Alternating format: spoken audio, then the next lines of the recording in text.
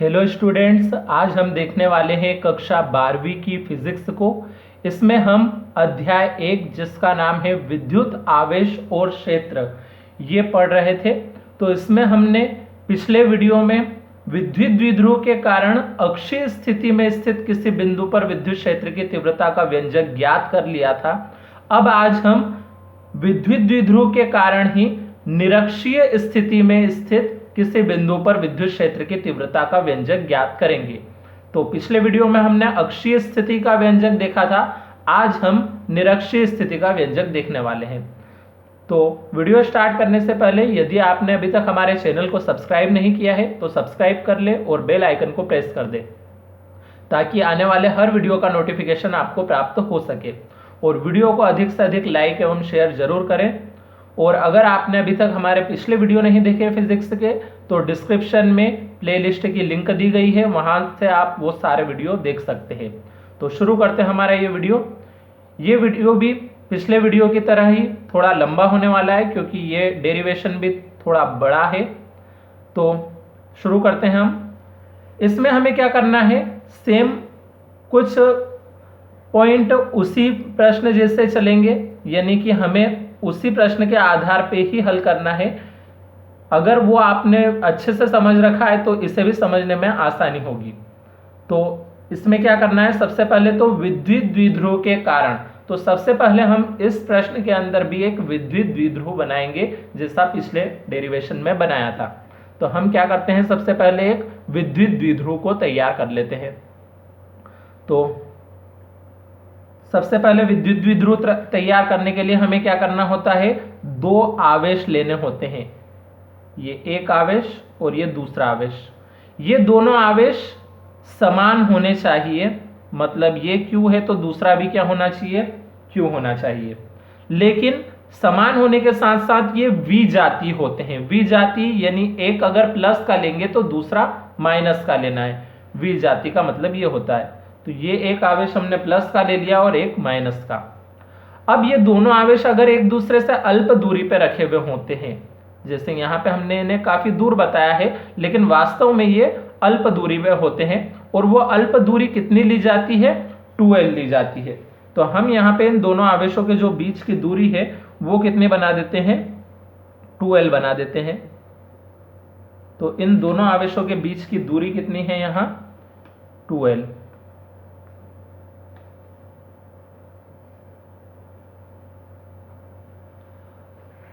तो ये दोनों आवेश के बीच की दूरी 2l है। इन बिंदुओं को नाम चाहें तो हम दे सकते हैं A और B। तो ये एक विद्युत द्विध्रुव यहाँ पे तैयार हो चुका है। अब हमें क्या करना है, इसमें एक मध्य बिंदु भी लेना है। इस विद्युत द्विध्रुव के में एक मध्य बिंदु लेंगे जिसे हम नाम देंगे O। अब इसकी टोटल लंबाई यहाँ पे 2l थी, तो अगर हमने ये जो मध्य बिंदु लिया है तो इस मध्य बिंदु से A की और मध्य बिंदु से B की जो दूरी होगी वो कितनी हो जाएगी, इस तरफ की भी L हो जाएगी और इस तरफ की भी L हो जाएगी, क्योंकि L और L जुड़कर टोटल कितना हो गया होगा, 2l। तो हम इन दूरियों को कितना लिख लेते हैं, इधर वाली दूरी को हमने L लिख दिया और इस तरफ की दूरी को भी हम L लिख लेते हैं। इस तरफ की दूरी भी ये L है। अब ये तो विद्युत द्विध्रुव हमारा तैयार हुआ था। हमें क्या करना है, विद्युत द्विध्रुव के कारण निरक्षीय स्थिति में। तो पिछले डेरिवेशन में हमने अक्षीय स्थिति लिया था। अक्षीय स्थिति में हमने क्या किया था, इसी लाइन को, विद्युत द्विध्रुव की लाइन को ही और आगे बढ़ाया था, तो उसे हमने अक्षीय स्थिति बोला था। लेकिन यहाँ पे क्या करना है, निरक्षीय स्थिति लेना है। तो निरक्षीय स्थिति के लिए हमें क्या करना होगा, यहाँ ये जो मध्य बिंदु O है इससे हम R दूरी पे एक बिंदु ले लेंगे निरक्षीय स्थिति। निरक्षीय स्थिति मतलब ऊपर की तरफ या नीचे की तरफ कहीं ले लिया जाए तो वो निरक्षीय स्थिति होगा। तो हम ऊपर की तरफ ले लेते हैं यहाँ पे। तो क्या करें, हम R दूरी पे एक बिंदु P ले लेते हैं। ये यहाँ पे कोई बिंदु P है जो कितने दूरी पे है, इस मध्य बिंदु से R दूरी पे, ये R दूरी पे। अब इस P से हम A को और B को मिला देंगे। तो P से हमने A को और B को मिला दिया।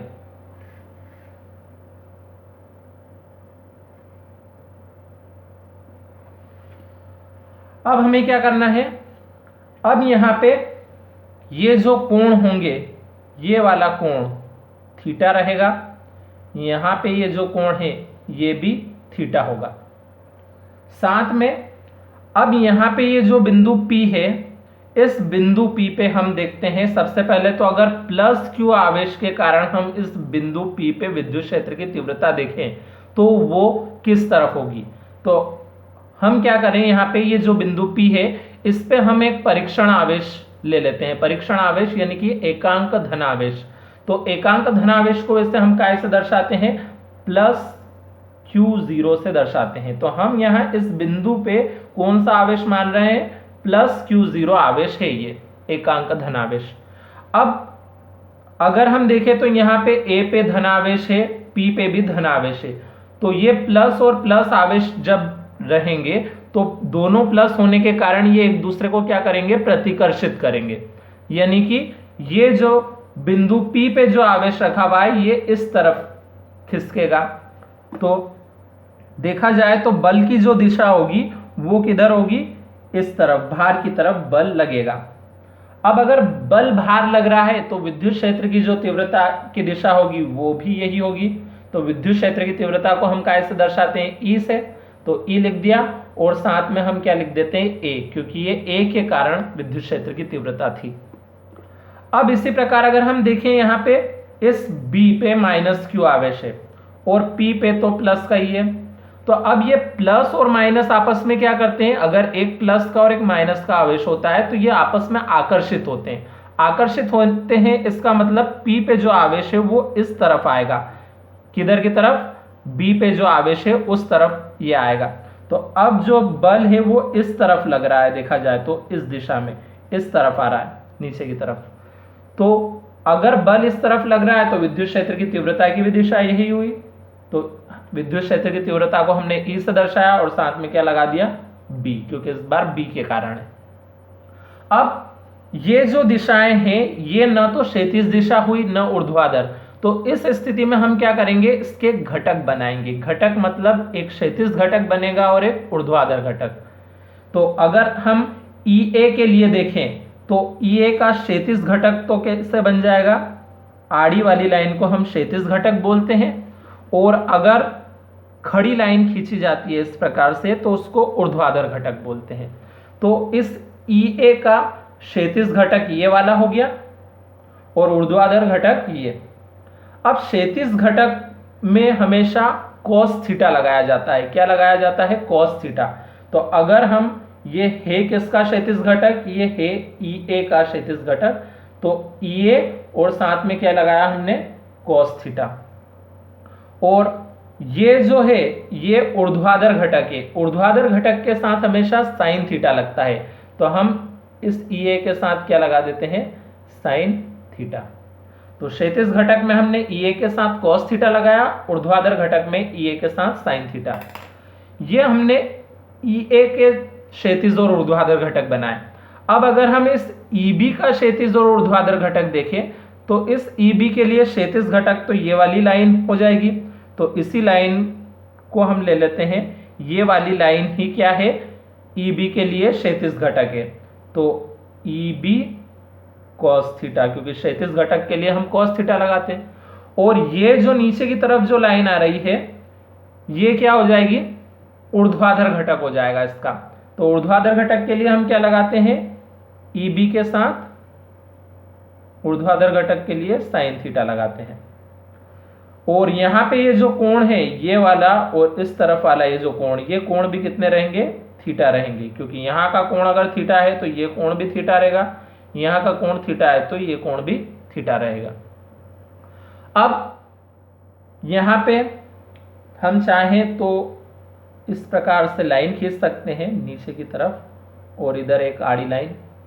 ऐसे ही इसके लिए भी एक खड़ी लाइन और एक आड़ी लाइन खींच सकते हैं यहाँ पे।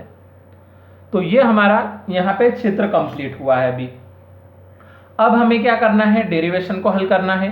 तो उसके लिए अब हम देखते जाते हैं। सबसे पहले इसमें हमें वही हिंदी की लाइन लिखनी होगी जो मैंने पिछले डेरिवेशन के लिए भी बताई थी। वो लाइनें इस चित्र में देख के ही आपको लिखनी होती है और कुछ नहीं। सबसे पहले क्या लिखा जाता है, मान लो AB एक विद्युत द्विध्रुव है। ये AB हमने क्या बनाया था, ये एक विद्युत द्विध्रुव बनाया था जो काय से मिलके बना हुआ था, प्लस Q और माइनस Q आवेशों से मिलके बना है। फिर मान लो दोनों आवेशों के बीच की दूरी कितनी ली थी हमने, 2L ली थी, तो दूरी 2L है। इस द्विध्रुव के मध्य बिंदु O, ये जो द्विध्रुव का मध्य बिंदु था O, इससे हमने क्या किया था, मध्य बिंदु O से निरक्षीय स्थिति में, इस बार कौन सी स्थिति में लिया था, निरक्षीय स्थिति में, कितने दूरी पे, R दूरी पे एक बिंदु P है जिस पे हमें क्या करनी है, विद्युत क्षेत्र की तीव्रता ज्ञात करनी है। तो ये जो विद्युत क्षेत्र की तीव्रता का व्यंजक ज्ञात करना है, ये किस बिंदु पे ज्ञात करना है, बिंदु P पे विद्युत क्षेत्र की तीव्रता का व्यंजक हम ज्ञात करेंगे। तो ये हो जाएगी हिंदी की लाइन। अब हम इस डेरिवेशन को आगे बढ़ाते हैं। तो इसके लिए सबसे पहले हम यहां पे लिखते हैं, जैसी लाइन उसमें लिखी थी, बिंदु A पर स्थित, सेम लाइन लिखनी है ये वाली, प्लस Q आवेश के कारण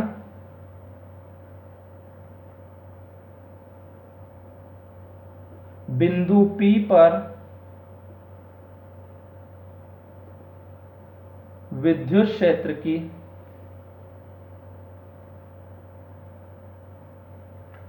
तीव्रता। तो बिंदु A पर, ये जो बिंदु A है, इस पर प्लस Q, ये जो प्लस Q आवेश स्थित है, इसके कारण बिंदु P पे विद्युत क्षेत्र की तीव्रता हम ज्ञात करेंगे पहले। तो विद्युत क्षेत्र की तीव्रता को हम दर्शाते हैं E से, और अभी A पे स्थित प्लस Q आवेश के कारण है, इसलिए हमने यहाँ पे क्या लगा दिया है, A लगा दिया है इसमें। तो EA बराबर विद्युत क्षेत्र की तीव्रता का जो सूत्र होता है वो होता है 1/4 पाई एप्सिलॉन 0 Q बटे R स्क्वायर। तो R क्या होती है, दूरी होती है। तो हम क्या करेंगे, यहाँ पे A पर स्थित प्लस Q आवेश के कारण P पे विद्युत क्षेत्र की तीव्रता निकालना चाह रहे हैं, इसका मतलब दूरी A से P तक हो जाएगी। तो हम R का स्क्वायर नहीं लिखते हुए क्या लिखेंगे, AP का स्क्वायर लिखेंगे। तो ये AP का स्क्वायर लिखा। और अगर हम दिशा की बात करें तो दिशा, विद्युत क्षेत्र की दिशा इस तरफ है, ऊपर की तरफ, यानी कि A से P की तरफ है ये विद्युत क्षेत्र की दिशा। तो A से P की ओर है दिशा, A से P की ओर। अब इसी स्टेप को अगर हम आगे बढ़ाएं तो EA बराबर 1/4 पाई एप्सिलॉन 0 Q हमने ऐसे लिखा। अब ये जो AP है, AP का मान हम यहां पे देखते हैं। सबसे पहले अगर हमें इस AP का मान अगर पता करना है तो हम क्या करें, यहां पे इसे एक समकोण त्रिभुज मान लेते हैं, क्योंकि ये त्रिभुज कौन सा है, APO वाला त्रिभुज एक समकोण त्रिभुज है। इसको चाहे तो मैं साइड में एक बार बना के बता देता हूं आपको, सिर्फ इतना हिस्सा बना रहा हूं मैं इसी चित्र का, ये आपको अलग से बनाना नहीं है, सिर्फ समझाने के लिए बना रहा हूं मैं। ये जो इधर वाला है त्रिभुज है, कौन सा वाला, AO और ये ऊपर P, ये क्या नजर आ रहा है हमें, एक समकोण त्रिभुज। इसमें नीचे वाली भुजा की लंबाई क्या है, L, ये खड़ी भुजा की लंबाई कितनी है, R। अब समकोण त्रिभुज में हम जानते हैं कौन सी प्रमेय लागू होती है, पाइथागोरस प्रमेय लागू होती है। तो पाइथागोरस प्रमेय क्या कहती है, कर्ण का वर्ग, कर्ण किसको बोलते हैं, इस भुजा को, यानी कि AP को। तो AP का वर्ग बराबर रहेगा किसके, लंब के वर्ग, लंब का वर्ग मतलब R का वर्ग, प्लस आधार का वर्ग, आधार मतलब कौन सा, ये नीचे वाली भुजा कितनी लंबाई की है, L की, तो L का वर्ग। तो ये कर्ण का वर्ग यानी AP का वर्ग बराबर लंब का वर्ग मतलब R का वर्ग, प्लस आधार का वर्ग मतलब L का वर्ग। तो AP का मान क्या आया, AP स्क्वायर का मान R square plus L square आया। तो हम इस AP स्क्वायर की जगह सीधा क्या रख देंगे, R square plus L square को यहां पे रख देंगे और इसे बना देंगे समीकरण 1। तो हमने क्या किया है यहां पे, ई ए बराबर 1/4πε0 को हमने ऐसे ही लिखा था, Q बटे AP स्क्वायर, तो AP स्क्वायर की जगह हमने ये AP स्क्वायर का मान यहां से रख दिया R square plus L square, सीधा इसे बना दिया समीकरण 1। चाहे तो हम यहां पे साइड में रीजन के तौर पे लिख सकते हैं ये AP स्क्वायर बराबर R square plus L square को। अब इसी प्रकार हमें क्या करना है, यही लाइन लिखनी है अब B के लिए। हम क्या लिखेंगे यहां पे, इसी प्रकार अब क्या लिखना है, बिंदु B पर स्थित -q आवेश के कारण बिंदु P पर विद्युत क्षेत्र की तीव्रता। तो सिर्फ हमें A की जगह B करना है और +q की जगह -q करना है। तो ये हिंदी की लाइन आप लिख लेना। अब हम आते हैं अगले स्टेप पे, EA की जगह आप क्या हो जाएगा, EB हो जाएगा, क्योंकि अब B लिख रहे हैं हम, बिंदु B की बात कर रहे हैं, तो EB बराबर क्या है 1/4πε0 Q बटे आर स्क्वायर होता है सूत्र। तो R की जगह हमें क्या लिखना है, दूरी अभी AP थी, अब अगर हम देखें तो क्या हो जाएगी, दूरी BP हो जाएगी। तो यहां पे लिख लेते हैं क्या, BP का स्क्वायर। अब इसकी अगर दिशा देखें तो इसमें विद्युत क्षेत्र इस तरफ नीचे की तरफ लग रहा है, यानी कि P से B की ओर लग रहा है। तो हम इसकी जो दिशा लिखेंगे वो क्या लिखेंगे, P से B की ओर।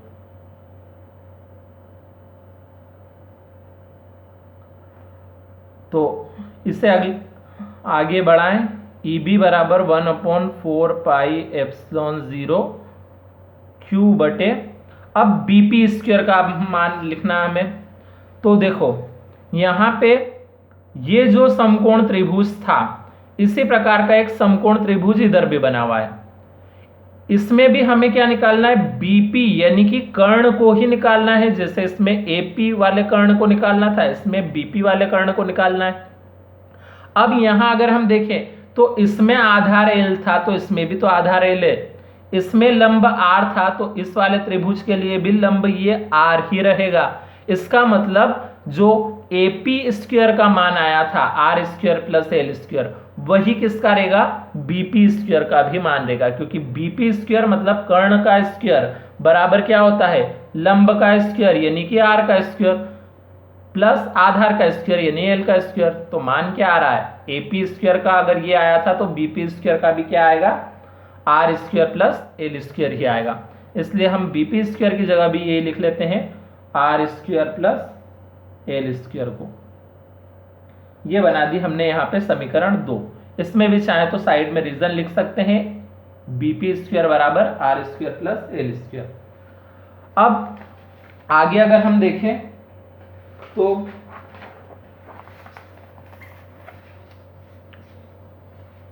यहां पे अब मोड ऑफ EA वेक्टर और मोड ऑफ EB वेक्टर, ये दोनों आपस में क्या है, बराबर है। क्यों बराबर है, देखिए यहां पे EA और EB के जो दोनों मान निकले हैं वो हमें देखने पे एक जैसे दिख रहे हैं। समीकरण 1 में जो मान है वही समीकरण 2 में भी है, दोनों मान एक जैसे हैं। इसलिए हमने यहाँ क्या लिखा है, मोड ऑफ EA वेक्टर बराबर है मोड ऑफ EB वेक्टर के, क्योंकि ये जो है ये मापांक है इनके, इसमें वेक्टर नहीं लगा हुआ है, इसका मतलब मापांक है ये। तो मापांक है तो हमने क्या करा, वेक्टर लगा के मोड लगा रखा है और कुछ नहीं। तो ये दोनों बराबर है और इनके मान थे कितने, समीकरण 1 और 2 में 1/4πε0 Q बटे R square plus L square, दोनों में यही था, इसलिए हमने बराबर लगा के एक ही बार लिख दिया है कि EA EB बराबर है और उन दोनों के वो बराबर वाले मान है कितने, 1/4πε0 Q बटे R square plus L square. अब अगर हम इसमें चित्र में एक बात पे गौर करें, ये EA साइन थीटा और ये EB साइन थीटा, ये दोनों एक ही रेखा में हमें नजर आ रहे हैं, लेकिन ये कैसे हैं, विपरीत दिशा में है। ई ए साइन थीटा ऊपर की ओर लग रहा है जबकि ई बी साइन थीटा नीचे की ओर लग रहा है। तो अगर ये विपरीत दिशा में कार्यरत है तो ये क्या करेंगे, एक दूसरे को निरस्त कर देंगे। निरस्त यानी कि ये वाला मान इस मान को कैंसिल कर देगा। तो ये दोनों तो अब बचेंगे नहीं, साइन थीटा वाले हट चुके अब। तो हमें एक लाइन लिखनी है सिर्फ यहाँ पे। वो लाइन क्या लिखाएगी, चूंकि ई ए साइन थीटा तथा ई बी साइन थीटा बराबर तथा विपरीत है, अतः यह एक दूसरे को निरस्त कर देते हैं। तो ई ए साइन थीटा और ई बी साइन थीटा तो बराबर और विपरीत दिशा में है, इस कारण ये एक दूसरे को निरस्त कर देंगे, यानी कि एक दूसरे को कैंसिल कर देंगे, काट देंगे। तो अब बचे कौन से, कॉस थीटा वाले मान बचे हैं अब हमारे पास। तो अब जो परिणामी तीव्रता है, इसलिए बिंदु P पर परिणामी तीव्रता, अब जो परिणामी तीव्रता है वो कैसे निकलेगी, परिणामी तीव्रता को हम सिर्फ काय से दर्शाते हैं, ई से। अब वो जो निकलेगी वो कॉस थीटा वाले से निकलेगी। तो कौन कौन से, एक तो था हमारे पास ई ए कॉस थीटा था और एक था हमारे पास ई बी कॉस थीटा। तो ये परिणामी तीव्रता दोनों को जोड़कर निकलेगी। तो परिणामी तीव्रता के लिए एक तो ये ई ए कॉस थीटा और एक इसी रेखा में जो ई बी कॉस थीटा था वो, इन दोनों को अगर जोड़ दिया जाए तो परिणामी तीव्रता ज्ञात हो जाएगी। तो अब हम यहां पे ई को तो हमने ऐसे ही लिखा।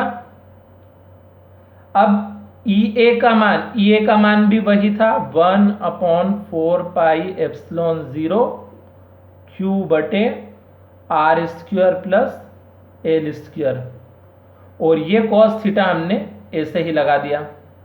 फिर प्लस अब ई बी का जो मान है, ई बी का मान भी यही है, दोनों के बराबर थे समीकरण 1 और 2 में। तो ई बी का मान भी क्या है, 1/4 पाई एप्सिलॉन 0 क्यू बटे R square plus L square, और ये जो कॉस थीटा है, ये कॉस थीटा भी हमने ऐसा ही लगा दिया। अब यहां ये वाली संख्या और ये वाली संख्या एक जैसी दिख रही है। अगर एक जैसी दिख रही है तो ये एक और ये एक जुड़ के कितने हो जाएंगे, ये 2 हो जाएंगे। तो हम क्या करेंगे, इसको और इसको जोड़ के 2 लिखा और गुणे में ये एक बार लिख दो, क्योंकि ये दुगना हो गया। एक बार ये था और एक बार ये, दोनों जुड़े तो दुगना हो गया। तो दुगना हो गया मतलब 2 का गुणा कर दो, सीधी बात।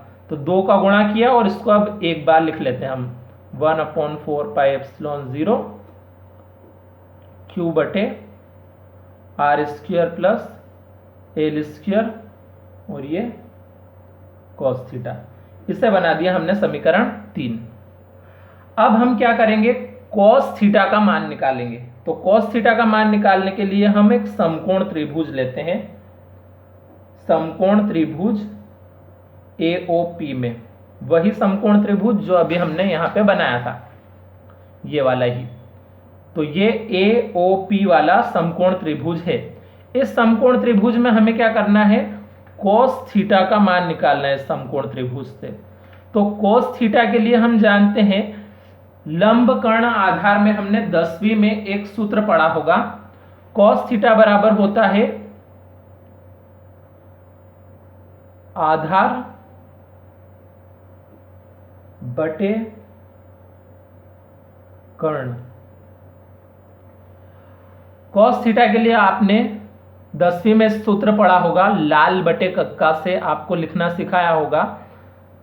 उसमें ये यहां पे मैं आपको बता देता हूं, लाल बटे कक्का। इसमें ये ऊपर नीचे का पहला जोड़ा जो होता है ये साइन के लिए होता है, दूसरा कॉस के लिए और तीसरा टेन के लिए। तो कॉस के लिए कौन सा होता है, ये बीच वाला। तो ए मतलब आधार, के मतलब कर्ण, तो ये आधार बटे कर्ण लिखा है।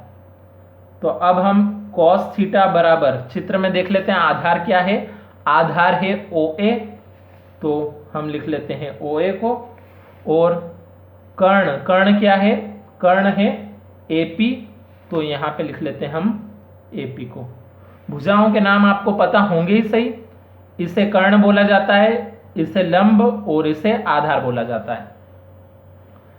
तो अब हम क्या करें, cos थीटा ऐसे ही लिखा बराबर OA, OA का मान कितना था, OA का मान क्षेत्र में L था, तो L लिख लेते हैं हम, और AP का मान हमने यहाँ पे AP स्क्वायर का निकाला था, ये AP के स्क्वायर का था। अगर हम इस AP पे से यहाँ से स्क्वायर अगर हटा देते हैं तो दूसरी तरफ क्या लगता है, अंडर रूट लग जाता है, ये R square plus L square, इस पे क्या लगाया, अंडर रूट लगा दिया हमने।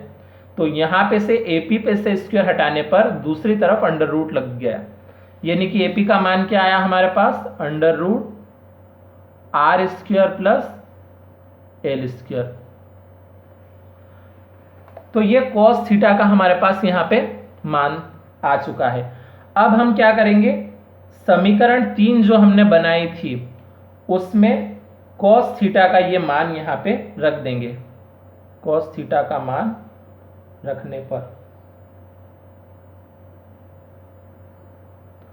तो अब ये cos थीटा का मान समीकरण 3 में रखें, समीकरण 3 ये रही हमारे पास, इसमें E को हमने ऐसे ही लिखा बराबर में 2 गुणित 1/4 पाई एप्सिलॉन 0 भी ऐसे लिखा, Q बटे R square plus L square को भी ऐसे लिख दिया। अब ये जो cos थीटा है, इस cos थीटा की जगह मान ये वाला रखना है, कौन सा, L बटे under root R square plus L square, ये मान हमने यहाँ पे रख दिया। अब इसे अगर आगे सॉल्व करें हम, तो ये E बराबर, सबसे पहले हम क्या करेंगे, इस 1/4 पाई एप्सिलॉन 0 को लिख लेते हैं, 1/4 पाई एप्सिलॉन 0 को। अब ऊपर क्या क्या बचा है, एक तो 2Q और ये L, तो हम ऊपर लिख लेंगे किसको, 2Q और L को, और बटे में अब बचा है एक तो ये R square plus L square और एक ये under root R square plus L square.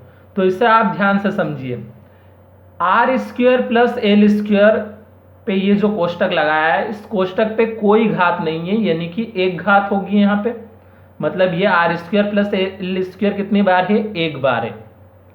और जब ये अंडर रूट हटाया जाता है, अंडर रूट की जगह अगर हम इसे घात रूप में लिखते हैं, इसे क्या किया जाए, यदि अंडर रूट नहीं लगाया जाए और बल्कि घात के रूप में लिखा जाए, तो घात कितनी लगती है, अंडर रूट की जगह पे 1/2 घात। आप ऐसा मत समझिए कि अंडर रूट हटाने पे 2 घात लगनी है, वो कब होता है, जब एक तरफ से स्क्वायर हटाते हैं तो दूसरी तरफ अंडर रूट लगता है, या एक तरफ से अंडर रूट हटा तो दूसरी तरफ स्क्वायर लगता है। लेकिन यहाँ पे क्या हो रहा है, उसी पे से अंडर रूट हटाने की बात हो रही है, बराबर में कोई संख्या नहीं है हमारे पास। अगर इसी पे से अंडर रूट हटाना है और घात के रूप में लिखना है, तो हमें घात कितनी लिखनी होगी, 2 नहीं बल्कि 1/2 घात लिखनी होगी। तो यहाँ पे देखा जाए तो घात कितनी है, 1/2, और इस पे घात कितनी थी, 1 थी।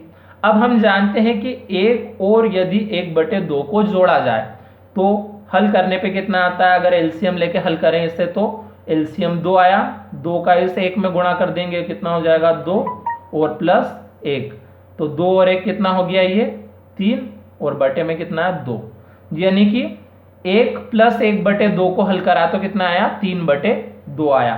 तो अब हम क्या करें, ये दोनों संख्या आपस में क्या है, कोई चिन्ह नहीं लगाया हुआ है बीच में, मतलब गुणे में है, और संख्या थी एक जैसी, R square plus L square है, ये भी R square plus L square. तो जब भी आधार समान होते हैं तो गुणे में क्या हो जाता है, घातें जुड़ जाती है। तो हम क्या करेंगे, इस R square plus L square को तो एक बार लिख देंगे और दोनों की घातें जोड़ दी, जोड़ने पर हमारे पास कितना आया है, 3/2, तो हमने यहाँ पे लगा दिया 3/2। अब इसे और आगे सॉल्व यदि करें हम, तो यहाँ पे अब इसे और सॉल्व करने पे E को तो हम ऐसे लिख देंगे 1/4πε0 को भी ऐसे लिखा। और ये जो 2QL होता है ये किसका सूत्र है? ये विद्युत द्विध्रुव आघूर्ण यानी कि जिसे काय से दर्शाया जाता है P से, उसका सूत्र होता है ये 2QL, जो कि पिछले 2 वीडियो में बता चुका हूं मैं। पिछला डेरिवेशन किया था उसमें भी इस सूत्र का इस्तेमाल हुआ था, और इस सूत्र की जो परिभाषा थी विद्युत द्विध्रुव आघूर्ण की, वो उससे भी पहले वाले वीडियो में बता चुका हूं मैं। तो ये विद्युत द्विध्रुव आघूर्ण को P से दर्शाते हैं और उसके लिए सूत्र होता है 2QL। तो हम क्या करेंगे, इस 2QL की जगह किसको रख देंगे? इस P को रख देंगे यहां पे। और ये R² प्लस L² को हमने ऐसा ही लिखा, घात 3/2 भी ऐसी लगाई।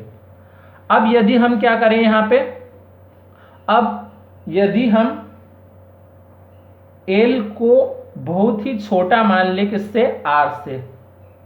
ये तो वैसे विद्युत क्षेत्र की तीव्रता का व्यंजक आ गया है, लेकिन एक विशेष स्थिति में निकाला जाता है इसको। वो विशेष स्थिति क्या होती है? L यदि बहुत छोटा है R से, तो R² के सापेक्ष L² की उपेक्षा करने पर, ये हमने पिछले डेरिवेशन में भी ऐसा किया था कि यदि L छोटा है R से तो R² के सापेक्ष L² की उपेक्षा करने पे, उपेक्षा करने का मतलब हम L² को हटा देंगे यहां से। L² की उपेक्षा करने का मतलब हटा देना है। तो अगर हम 1/4πε0 P बटे में से ये L² अगर हटाते हैं तो क्या बच रहा है हमारे पास? R², और उसके ऊपर घात कितनी है? 3/2। अब देखो ये 2 घात ऊपर है, ये बटे में है, तो इस 2 से ये 2 कट जाएगा, यानी कि बचेगी कितनी? ये 3 घात बचेगी। तो अब E बराबर हमारे पास बचा 1/4πε0 P/r³। R पे 3 घात बची है। तो ये जो आया है ये ही निरक्षीय स्थिति में विद्युत क्षेत्र की तीव्रता का व्यंजक है। तो इस प्रकार से ये डेरिवेशन भी आज हमारा यहाँ पे कंप्लीट हुआ। अब अगले डेरिवेशन को देखते हैं हम अगले वीडियो में। तब तक के लिए धन्यवाद।